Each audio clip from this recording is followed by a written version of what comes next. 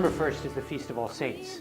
And during the month of November, traditionally in the church, there's always been two important things we celebrate or remember. First is the saints, and secondly is the souls of our departed loved ones who have gone before us. During this month of November, I'd like to share with you briefly about some of my favorite saints and some of the impact and the inspiration I think they can offer to us. This first week in November, I'd like to talk about St. Anthony of Padua. He's actually one of my patron saints. St. Anthony was born in the 13th century in Portugal, but spent most of his life in Padua in Italy. He was known as a powerful preacher, he was known for his love for the poor, and as a miracle worker. St. Anthony is also probably most famously known as the finder of lost things. St. Anthony started his life as a rather humble, not a person who wasn't seen very much. And as the story goes, one day as they were at an ordination, no one had prepared to preach.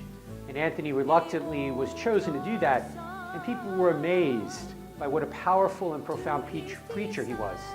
And it was that moment that Anthony set out on his vocation to be a powerful preacher of God's Word. As a matter of fact, if you go to his basilica in Italy, even to this day, you can still see his incorrupt tongue that has been preserved for over 800 years as a sign of what a powerful instrument he was in preaching God's Word.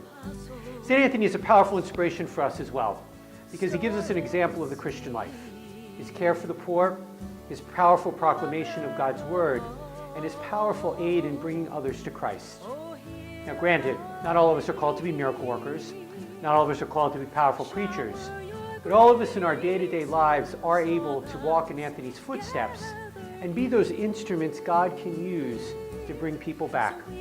By our actions, by our example, we preach God's Word. By being people who are countercultural, people who reach out to people in generosity and compassion rather than in greed and selfishness, can be modern-day miracles that touch people's lives and change people's lives. During this month of All Saints, as we look at the saints, let them be an inspiration to us. St. Anthony died over 800 years ago, but is still a powerful model, a powerful intercessor for us. Through his intercession and all the saints' intercession, may we learn to make that same impact in our world.